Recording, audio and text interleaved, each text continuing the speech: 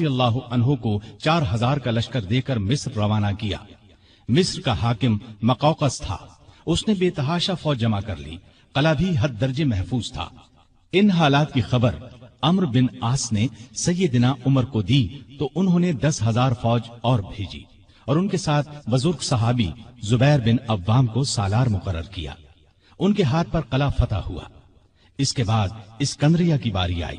اسکندریہ کی فتح کے بعد سیدنا عمر نے عمرو بن عاص کو مصر کا گورنر مقرر کیا۔ دریائے نیل مصر کا ایک بہت بڑا دریا تھا۔ تاریخ میں ہے کہ ایک دن بہت سے مصری عمرو بن عاص کے پاس آئے اور کہا، اس سال دریائے نیل میں پانی بہت کم رہ گیا ہے، ہماری فصلیں برباد ہو رہی ہیں۔ پرانے زمانے سے یہ رسم چلی آ رہی ہے کہ جب دریا میں پانی کم ہو جائے تو ہم ایک مقررہ تاریخ کو ایک کنواری لڑکی چن لیتے ہیں، اس کے والدین کی مرضی سے اسے نہایت قیمتی زیور اور کپڑے پہنا کر دلہن کی طرح بنا دیتے ہیں، پھر اسے دریائے نیل میں گرا دیتے ہیں۔ اس طرح دریا میں پانی چڑھ جاتا ہے، ارد گرد کے تمام علاقے سیراب ہو جاتے ہیں۔ اگر آپ اجازت دیں تو ہم یہ رسم ادا کریں۔ عمرو بن عاص نے کہا، یہ تو بڑی ظالمانہ رسم ہے۔ جواب میں انہوں نے کہا، اگر آپ نے ہمیں یہ رسم ادا کرنے کی اجازت نہ دی تو ملک میں قحط پڑ جائے گا، ہم تباہ ہو جائیں گے۔ عمرو بن عاص نے فرمایا، تم لوگ نادان ہو، اللہ کے حکم کے بغیر دریا میں پانی ہرگز کم یا زیادہ نہیں ہو سکتا۔ اسلام ایسی فضول رسموں کو مٹانے کے لیے آیا ہے۔ میں تمہیں ایک بے گناہ لڑکی پر ظلم کرنے کی اجازت نہیں دوں گا۔ مصری مایوس ہو کر لوٹ گئے۔ اتفاق سے دریا میں پانی کم ہو گیا، لوگ قحط کے ڈر سے وطن چھوڑنے کی تیاری کرنے لگے۔ سیدنا عمرو بن عاص نے یہ سارا قصہ سیدنا عمر کو لکھ بھیجا۔ انہوں نے جواب میں لکھا، الحمدللہ، آپ نے مصریوں کو بالکل ٹھیک جواب دیا۔ اسلام واقعی ایسی فضول رسموں کو مٹانے کے لیے آیا ہے۔ میں ایک خط بھیج رہا ہوں، اس کو دریائے نیل میں ڈال دینا۔ عمرو بن عاص نے خط کو دریا میں ڈالنے سے پہلے اس کی عبارت پڑھی۔ اس کے الفاظ یہ تھے، اے نیل، اگر تو اپنے اختیار سے بہہ رہا ہے تو مت بہہ، اور اگر تو اللہ تعالیٰ کے حکم سے بہہ رہا ہے تو میں اللہ تعالیٰ کے حضور دعا کرتا ہوں کہ وہ تجھے پہلے کی طرح زیادہ پانی کے ساتھ جاری کر دے۔ یہ رقعہ دریا میں ڈال دیا گیا۔ دوسرے دن جب مصر کے لوگ سو کر اٹھے تو انہوں نے اللہ کی قدرت کا عجیب نظارہ دیکھا۔ دریا کا پانی کئی گز اوپر چڑھ گیا تھا، کناروں سے نکل کر ارد گرد کے علاقوں کو سیراب کر رہا تھا۔ اتنا زیادہ پانی اس میں کبھی نظر نہیں آیا تھا۔ یہ نظارہ دیکھ کر ہزارہا مصری مسلمان ہو گئے اور وہ ظالمانہ رسم ہمیشہ کے لیے ختم ہو گئی۔ سیدنا عمر رضی اللہ عنہ کے دور میں اسلامی حکومت 22 لاکھ مربع میل تک پھیل گئی۔ اس میں عرب کے علاوہ عراق، ایران، مصر، فلسطین، بحرین، آرمینیا، آذربائیجان، سیستان وغیرہ بہت سے ملک شامل تھے۔ اتنے بڑے ملک کا انتظام سیدنا عمر نے بہت خوبی سے کیا۔ اسلامی سلطنت کو صوبوں میں تقسیم کر دیا، پھر ہر صوبے کو بہت سے ضلعوں میں تقسیم کیا۔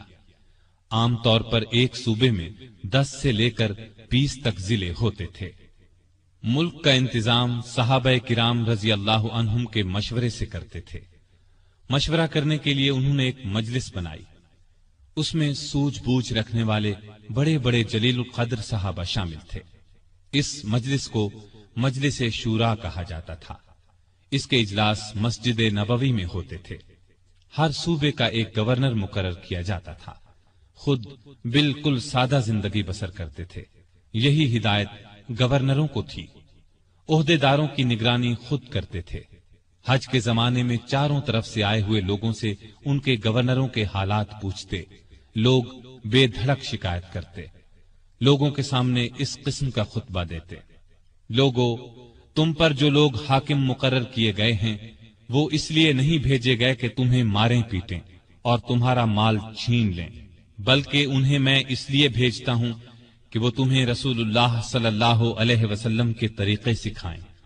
اگر کسی نے اس کے خلاف کیا ہے تو مجھ سے بیان کرو تاکہ میں اس کا بدلہ لوں۔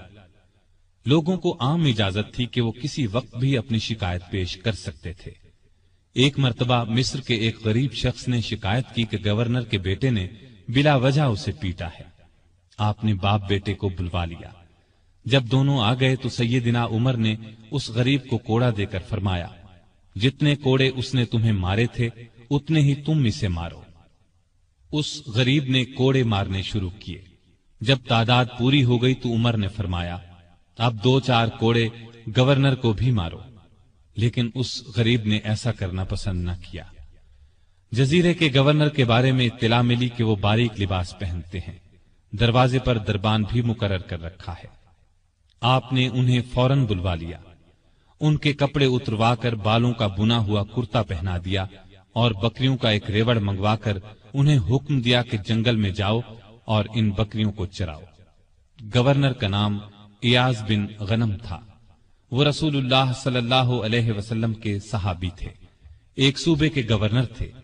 اس لیے جب انہوں نے کہا کہ وہ آئندہ ایسا لباس نہیں پہنیں گے تو عمر نے انہیں معاف کر دیا اور عہدے پر واپس بھیج دیا۔ ایاز بن غنم جب تک زندہ رہے موٹا لباس پہنتے رہے، پھر انہوں نے کبھی باریک لباس پہنا نہ دروازے پر دربان رکھا۔ خالد بن ولید رضی اللہ عنہ اسلام کے بہت بڑے جرنیل تھے۔ انہوں نے 20 لڑائیاں لڑی، بڑی بڑی حکومتوں کے لشکر ان کے مقابلے میں نہ ٹھہر سکے۔ سیدنا عمر کے زمانے میں جب خالد بن ولید فتوحات پر فتوحات حاصل کر رہے تھے تو عین اس حالت میں عمر نے انہیں سپہ سالاری سے معزول کر دیا۔ جب لوگوں نے وجہ پوچھی تو انہوں نے فرمایا، مسلمان یہ خیال کرنے لگے تھے کہ یہ فتوحات خالد بن ولید کی وجہ سے ہو رہی ہیں، جبکہ فتوحات ہمیں اللہ تعالی کی مہربانی سے ہو رہی ہیں۔ آپ کے زمانے میں چونکہ اسلامی حکومت بہت پھیل گئی تھی، لگاتار فتوحات کی وجہ سے مال غنیمت بھی بہت زیادہ آنے لگا تھا، اس لیے آپ نے 15 ہجری میں بیت المال قائم کر دیا۔ اس میں زکوٰۃ، خراج، جزیہ، مال غنیمت وغیرہ جمع ہوتا تھا اور مسلمانوں میں تقسیم کیا جاتا تھا۔ یتیموں، غریبوں اور بیواؤں کو اس میں سے وظیفے دیے جاتے تھے۔ ضرورت مندوں کو قرض بھی دیا جاتا تھا۔ جنگی ضروریات پر بھی خرچ کیا جاتا تھا۔ آمدنی اور خرچ کے معاملے میں حد درجہ احتیاط کرتے تھے۔ سیدنا عثمان نے ایک دن انہیں چلچلاتی دھوپ میں بھاگتے دیکھا۔ پوچھنے پر انہوں نے بتایا کہ بیت المال کا ایک اونٹ گم ہو گیا ہے، اس کو تلاش کر رہا ہوں۔ بحرین سے ایک مرتبہ مشک آیا، یہ انتہائی قیمتی خوشبو تھی۔ اس کو مسلمانوں میں تقسیم کرنے کے لیے آدمی کی تلاش ہوئی جو یہ کام اچھی طرح کر سکے۔ سیدنا عمر کی زوجہ محترمہ عاتقہ نے کہا کہ یہ کام میں کر سکتی ہوں۔ سیدنا عمر نے فرمایا، نہیں، میں تمہیں اس کی اجازت نہیں دے سکتا، اس لیے کہ تمہاری انگلیوں پر جو مشک لگ جائے گا وہ تم اپنے کپڑوں پر لگا لو گی، اس طرح عام مسلمانوں سے زیادہ تمہارے حصے میں آئے گا۔ ایک مرتبہ بیمار ہو گئے، لوگوں نے علاج کے طور پر شہد تجویز کیا۔ بیت المال میں شہد موجود تھا لیکن آپ نے لینا گوارا نہ کیا۔ آخر لوگوں کو جمع کیا گیا، جب سب نے اجازت دے دی تب شہد دیا۔ آپ نے عدل و انصاف کا بہترین نمونہ دنیا کو دکھایا۔ اللہ سے ڈرنے والے قاضی مقرر کیے، ان کی تنخواہیں مقرر کی، انہیں حکم دیا کہ تمام فیصلے قرآن اور حدیث کے مطابق کیے جائیں۔ قرآن اور حدیث میں حکم نہ ملے تو جس رائے پر عالموں کا اتفاق ہو اس کے مطابق فیصلہ دیا جائے۔ انہوں نے کوفہ میں شریح کو قاضی مقرر کیا، ان کے فیصلے بہت مشہور ہوئے۔ امیر المومنین کے خلاف بھی فیصلے دے دیتے تھے۔ سیدنا علی نے بھی انہیں اپنے دور میں قاضی کے عہدے پر قائم رکھا۔ قبیلہ غسان کے بادشاہ جبلہ نے اسلام قبول کر لیا۔ وہ حج کرنے کے لیے آیا، اس کی چادر پر ایک غریب بدو کا پاؤں آ گیا۔ اس نے بدو کو زور سے تھپڑ دے مارا، بدو کی ناک کی ہڈی ٹوٹ گئی۔ وہ سیدنا عمر کی خدمت میں حاضر ہو گیا، انصاف کا طلبگار ہوا۔ سیدنا عمر نے جبلہ کو بلا بھیجا، وہ حاضر ہوا تو آپ نے اسے کہا، تم نے اس غریب مسلمان سے زیادتی کی ہے، لہذا بدلہ دو۔ یہ غریب تمہیں اس جگہ تھپڑ مارے گا جس جگہ اس کے منہ پر تھپڑ لگا ہے۔ ہاں، اگر تم اس سے معافی مانگ لو اور یہ معاف کر دے تو اور بات ہے۔ جبلہ نے کہا، مجھے ایک دن کی مہلت دی جائے تاکہ میں غور کر سکوں۔ جبلہ کو ایک دن کی مہلت مل گئی۔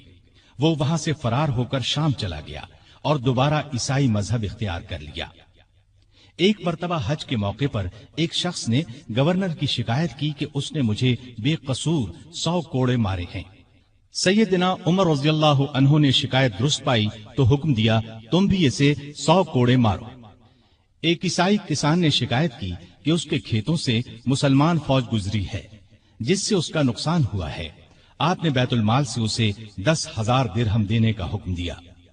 سیدنا عمر فاروق نے عام لوگوں کو منع کر دیا کہ وہ شریعت کے کسی مسئلے پر اپنا فیصلہ دیں۔ اس کام کے لیے انہوں نے فتوے جاری کرنے کا محکمہ قائم کیا۔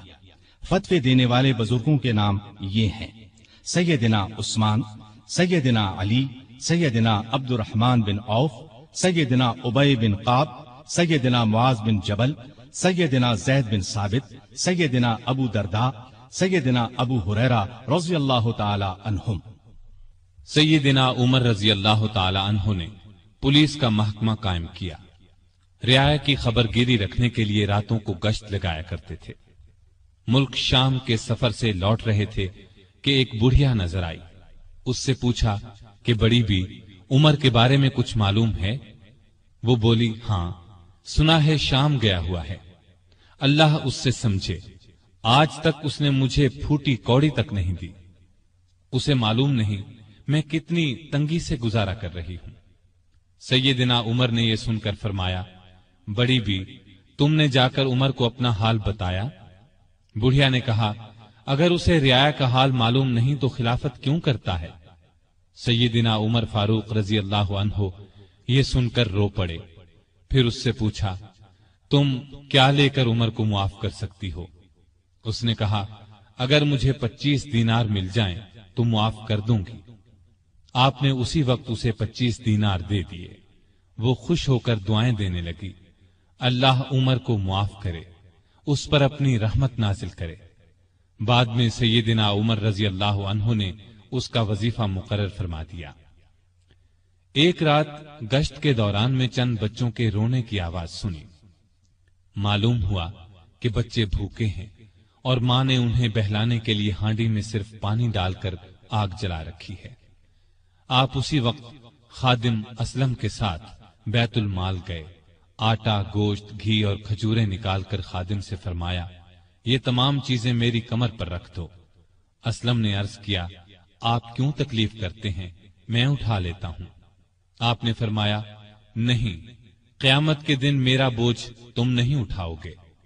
پھر سب چیزیں اپنی کمر پر لاد کر لائے، خود کھانا تیار کیا، خود چولہا پھونکا، کھانا تیار ہونے پر اپنے سامنے بچوں کو کھلایا۔ انہوں نے پیٹ بھر کر کھایا، پھر اچھلنے کودنے لگے۔ سیدنا عمر انہیں اچھلتے کودتے دیکھتے اور خوش ہوتے رہے۔ عورت نے ان سے کہا، اللہ تمہیں نیک بدلہ دے، امیر المؤمنین بننے کے لائق تو تم ہو، نہ کہ سیدنا عمر۔ سیدنا عمر فاروق رضی اللہ عنہ یہ سن کر مسکرائے، پھر واپس مدینہ آئے اور اس عورت کا وظیفہ مقرر کر دیا۔ ایک روز شام کے وقت مدینے کے باہر ایک قافلہ اترا۔ سیدنا عمر نے عبد الرحمن بن عوف رضی اللہ عنہ کو ساتھ لیا اور رات بھر قافلے کا پہرا دیتے رہے۔ ایک قافلے میں ایک ننھے بچے کو روتے دیکھا تو اس کی ماں پر ناراض ہوئے کہ بچے کو دودھ کیوں نہیں پلاتی۔ وہ آپ کو پہچانتی نہیں تھی۔ کہنے لگی، امیر المؤمنین نے حکم دیا ہے کہ جب تک بچے ماں کا دودھ پیتے رہیں بیت المال سے ان کا وظیفہ مقرر نہ کیا جائے۔ میں اس کا دودھ چھڑا رہی ہوں تاکہ وظیفہ لگ جائے۔ یہ ہے اس کے رونے کی وجہ۔ سیدنا عمر یہ سن کر روئے، پھر اعلان کر دیا کہ جس دن کوئی بچہ پیدا ہوگا اس کا وظیفہ اسی دن سے مقرر ہو جائے گا۔ ایک مرتبہ لوگوں کو کھانا کھلا رہے تھے، ایک شخص کو بائیں ہاتھ سے کھانا کھاتے دیکھا۔ نزدیک جا کر اس سے کہا، دائیں ہاتھ سے کیوں نہیں کھاتے؟ اس نے کہا، میرا دائیں ہاتھ موتا کی لڑائی میں کٹ گیا تھا۔ یہ سن کر سیدنا عمر رونے لگے، اس کے پاس بیٹھ گئے اور بولے، افسوس، تمہیں وضو کون کراتا ہوگا؟ پھر اس کی خدمت کے لیے ایک خادم دیا اور ضرورت کی چیزیں اس کے گھر بھجوائیں۔ ایک رات گشت کے دوران میں ایک عورت کی آواز سنی۔ وہ اپنی بچی سے کہہ رہی تھی، دودھ میں پانی ملا دے۔ بیٹی نے یہ سن کر کہا، ماں، امیر المؤمنین کا حکم ہے کوئی دودھ میں پانی نہ ملائے۔ ماں نے یہ سن کر کہا باتیں نہ بنا، پانی ملا۔ امیر المؤمنین کون سا دیکھ رہے ہیں؟ لڑکی نے کہا امیر المؤمنین تو نہیں دیکھ رہے، مگر اللہ تو دیکھ رہا ہے۔ سیدنا عمر نے ماں بیٹی کی یہ گفتگو سنی تو اپنے خادم سے کہا اس گھر کو اچھی طرح پہچان لو۔ دوسرے دن ان کے بارے میں پتہ کروایا۔ انہیں لڑکی کی ایمانداری اس قدر پسند آئی کہ اپنے بیٹے عاصم کے لیے رشتہ مانگ لیا۔ اس طرح یہ شادی ہوئی۔ بنو امیہ کے عمر بن عبدالعزیز رحمت اللہ علیہ اسی خاتون کے نواسے تھے۔ انہیں عدل و انصاف، سادگی، پرہیزگاری کی وجہ سے دوسرا عمر کہا جاتا ہے۔ ان کا دور بہترین دور ہوا۔ مدینے کی ایک بے سہارا اندھی عورت کے گھر کی صفائی امیر المومنین خود کیا کرتے تھے۔ رسول اللہ صلی اللہ علیہ وسلم کے ایک صحابی سعید بن یربوک کی آخری عمر میں بینائی جاتی رہی۔ ان کے لیے ایک خادم مقرر کیا جو انہیں مسجد تک لاتا تھا۔ راستہ چلتے ایک عورت نے سیدنا عمر فاروق کو روک لیا اور کہا میں رسول اللہ صلی اللہ علیہ وسلم کے صحابی خفاف بن ایما کی بیٹی ہوں۔ شوہر فوت ہو گیا ہے، چھوٹے چھوٹے بچے ہیں، کوئی زمین بھی نہیں ہے، بچوں کو گھر میں چھوڑ کر محنت مزدوری بھی نہیں کر سکتی کہ بچوں کو کوئی نقصان نہ پہنچ جائے۔ حضرت عمر نے اس کی پوری بات توجہ سے سنی اور فرمایا تم تھوڑی دیر یہیں ٹھہرو۔ یہ کہہ کر گھر گئے۔ واپس لوٹے، ایک موٹے تازے اونٹ پر بہت سا سامان لدا ہوا ساتھ لائے۔ اس پر کپڑے اور نقد رقم بھی تھی۔ اس عورت سے فرمایا یہ اونٹ لے جاؤ، جب ختم ہو جائے تو بتا دینا۔ جہاد پر جانے والے مسلمانوں کے گھر والوں کا بہت خیال رکھتے تھے۔ ان کے گھروں میں جا کر ان کی عورتوں سے کہتے تمہیں بازار سے کچھ منگوانا ہو تو میں لا دیتا ہوں۔ بیوہ عورتوں کا پانی بھر دیتے۔ مجاہدین کے خط آتے تو یہ خط خود ان کے گھروں میں پہنچاتے، ان سے جواب لے کر مجاہدین کو بھجواتے۔ بیت المال سے حاجت مندوں کو دیتے۔ راستوں میں چوکیاں بنوائیں تاکہ رستے محفوظ ہو جائیں۔ شہروں میں مہمان خانے بنوائے۔ ملک میں جگہ جگہ نہریں کھدوائیں جن سے آپاشی آسان ہو گئی۔ سڑکیں اور پل بنوائے، نئے شہر بسائے، قریباً 4000 مسجدیں تعمیر کروائیں۔ حرم کعبہ کو وسیع کروایا، مسجد نبوی کو وسیع کروایا، مردم شماری کا نظام رائج کیا، سکہ جاری کیا، سن ہجری قائم کیا۔ جنگوں کا سلسلہ بڑھا تو فوجی نظام قائم کیا، فوجیوں کی تنخواہیں مقرر کی، مجاہدین کے بیوی بچوں اور غلاموں کے لیے وظیفے مقرر کیے۔ فوج کو 2 حصوں میں تقسیم کیا، ایک باقاعدہ فوج جو ہمیشہ محاذوں پر رہتی تھی، دوسری رضاکار فوج۔ یہ لوگ عموماً گھروں میں رہتے تھے، ضرورت پڑنے پر انہیں محاذ پر بھیجا جاتا۔ ان کی تنخواہیں باقاعدہ فوج سے کم تھیں۔ ملک میں جگہ جگہ فوجی چھاونیاں قائم کی، چھاونیوں کے ساتھ استبل تعمیر کروائے۔ ان میں 4-4 ہزار گھوڑے تیار رہتے تھے، اونٹ بھی موجود رہتے۔ فوج کے ساتھ خزانچی، طبیب، جراح، غنیمت کے مال کا حساب رکھنے والے، دوسری زبانیں جاننے والے اور دشمن کی جاسوسی کرنے والے بھی رہتے تھے۔ فوج کی تعلیم کا بھی انتظام کیا۔ فوج کو یہ ہدایات تھی کہ دشمن سے جو عہد کرو اس کو پورا کرو، بچوں، عورتوں، بوڑھوں اور راہبوں کو قتل نہ کرو، مال غنیمت میں خیانت نہ کرو، آبادیوں کو ویران نہ کرو، پھلدار درختوں کو نہ کاٹو۔ جو لوگ جنگ میں قیدی بنا لیے جائیں انہیں ان کے قریبی رشتہ داروں سے جدا نہ کرو۔ لڑائی میں مارے جانے والوں کے ہاتھ پاؤں، ناک کان نہ کاٹو۔ قرآن اور حدیث کی تعلیم عام کر دی۔ سیدنا عمر خود بہت بڑے فقیہ تھے۔ انہوں نے تمام علاقوں میں فقیہ مقرر کیے، لوگ ان سے دینی مسائل پوچھتے تھے۔ ان کے زمانے میں اسلام کی بہت اشاعت ہوئی، غیر مسلموں سے اچھے سلوک کی وجہ سے بھی اسلام بہت تیزی سے پھیلا۔ انصاف کا دامن کسی قیمت پر نہیں چھوڑتے تھے۔ شام میں مسلمانوں کو مسجد بنانے کے لیے ایک زمین کی ضرورت پیش آئی۔ زمین ایک یہودی کی تھی۔ مسلمانوں نے زمین اس سے خریدنا چاہی لیکن یہودی نے انکار کر دیا۔ مسلمانوں نے زبردستی زمین پر قبضہ کر کے مسجد بنا لی۔ یہودی نے سیدنا عمر سے شکایت کی۔ سیدنا عمر فاروق نے حکم دیا کہ مسجد ناجائز طریقے سے بنائی گئی ہے، اسلام اس کی اجازت نہیں دیتا۔ مسجد کو گرا کر زمین یہودی کو دے دی جائے۔ چنانچہ زمین یہودی کو واپس دے دی گئی، اس نے اس جگہ اپنا مکان بنا لیا۔ سیدنا عمر فاروق رضی اللہ عنہ دعا کیا کرتے تھے کہ اے اللہ، مجھے اپنی راہ میں شہادت نصیب فرما، مجھے اپنے رسول کے شہر میں موت دے۔ خلافت کے 11ویں سال اللہ تعالیٰ نے ان کی یہ دونوں دعائیں پوری کر دیں۔